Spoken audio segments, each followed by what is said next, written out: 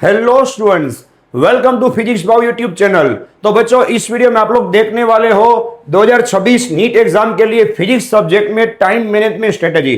बच्चों, आपको भी लग रहा है कि यहाँ पे मैं आपकी सुनी सुनाई बात जो आपको ऑलरेडी पता है वही करने वाला हूं, तो आप गलती कर रहे हो भाई। यहाँ पे मैं अपना 14 ईयर्स का एक्सपीरियंस, बच्चों 14 ईयर्स का एक्सपीरियंस आपको रखने वाला हूं, जो स्टूडेंट के साथ हर साल नीट की एग्जाम में फिजिक्स सब्जेक्ट में होता है। बच्चों, ये एडवाइस उन बच्चों के लिए है जो फिजिक्स में सही में स्ट्रगल कर रहे हैं। आप जो एडवाइस इस यूट्यूब पे सुन रहे हो भाई, बड़े बड़े कोचिंग वालों की, वो सिर्फ टॉपर्स के लिए होती है, रियल में एप्लीकेबल नहीं है आप जैसे बच्चों के लिए। तो ध्यान रखना भाई, 2 मिनट में आपको एकदम रियलिटी शेयर कर रहा हूं, इससे आपके फिजिक्स के रिजल्ट में सही में बहुत फर्क पड़ेगा।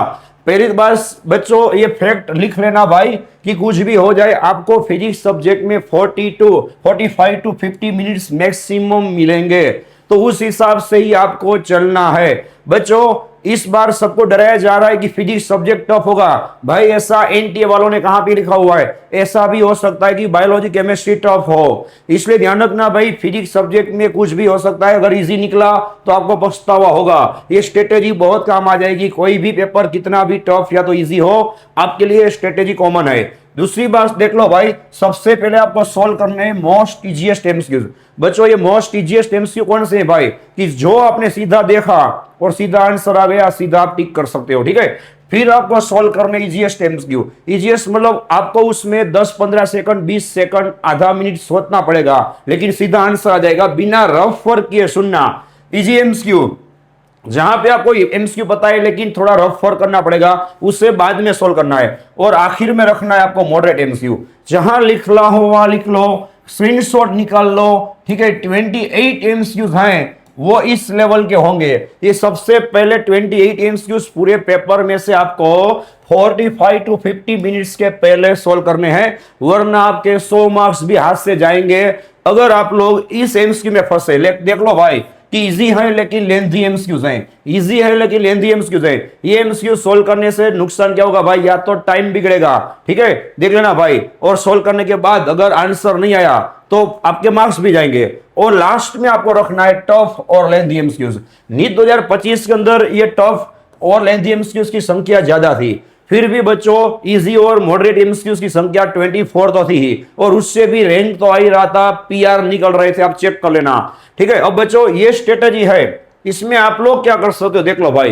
तो सबसे पहले बच्चों, जो 28 एमसीक्यूज होंगे, ठीक है, वो जहां लिखना हो वहां लिख लो भाई। अगर आपने एकदम सिंपल पढ़ा होगा, सभी चीजों को पढ़ा होगा और प्रिपरेशन नहीं किया होगा, तो भी सॉल्व कर पाओगे। तो बच्चों, और प्रिपरेशन करने के बाद आप जो कुछ एमसीक्यूज के पीछे ज्यादातर टाइम बिगाड़ रहे हो भाई प्रिपरेशन में, ठीक है, वो गलती कर रहे हो, वो एमसीक्यू अगर एग्जाम में आए भाई तो वो होंगे इजी या तो टफ और लेंथी एमसीक्यू आपको कभी भी फायदा नहीं करेगा, ध्यान रखना, ठीक है।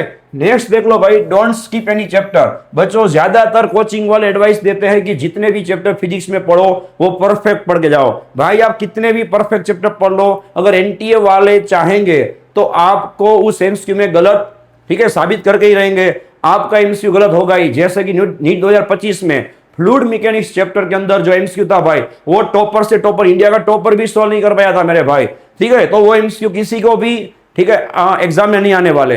लेकिन जो एमसीक्यू इजी है भाई, वो अगर आपने चैप्टर छोड़ दिया तो वो आप अकेले होंगे जो एग्जाम में सोल्व नहीं कर पाओगे, पूरी दुनिया सोल्व कर पाएगी, ध्यान रखना। तो कोई भी चैप्टर छोड़ना नहीं है। अब लगेगा सर कोई चैप्टर ऐसा है कि जो फिजिक्स मुझे पता ही नहीं है, तो उसे भाई रिवीजन कर लो, 15-20 मिनट पढ़ लो, कोई ना कोई एमसीक्यू लिख लो जहां लिखना है। एग्जाम में उतना इजी होगा कि घर आके आपको रिग्रेट होगा कि भाई वो चैप्टर छोड़ना नहीं था। नेक्स्ट देख लो भाई, don't prepare non related concept. भाई, आप फालतू के कंसेप्ट जो टेस्ट सीरीज में देख रहे हो, एमसीक्यू के पीछे बिगाड़ रहे हो, उससे अच्छा है भाई कि जो रिलेटेड पीवाईक्यूज के रिलेटेड, जेईई के रिलेटेड, एनसीईआरटी के रिलेटेड कंसेप्ट है, उसी के रिलेटेड एमसीक्यू सोल्व करो, क्योंकि नॉन रिलेटेड कंसेप्ट में से एमसीक्यू आएगा ही नहीं, और आएगा तो मैंने अभी पीछे बताया आपका टाइम वेस्ट करेगा। नेक्स्ट देख लो भाई, और प्रिपरेशन जो आप फिजिक्स के पीछे करते हो, जहां देखो वहां एक ही चीज लगा होता है भाई, फिजिक्स फिजिक्स फिजिक्स। उसके ही पीछे बच्चे पागल होते हैं, और टीचर्स भी उसके पीछे ही बच्चों को पागल करते हैं। उसके पीछे बच्चों ध्यान रखना, जहां लिखना हो, it will ruin your biology chemistry also. ये दोनों को भी ये डुबा के रहेगा। मतलब साबित ये हुआ कि और प्रिपरेशन से एग्जाम में कुछ भी फायदा नहीं है।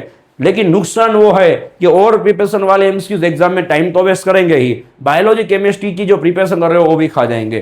तो सही में ये एडवाइस आपको अच्छा लगा हो भाई तो सही में वीडियो को लाइक करो, नीचे आपके जो विचार है ठीक है वो शेयर करो, कमेंट करो, चैनल को सब्सक्राइब कर दो।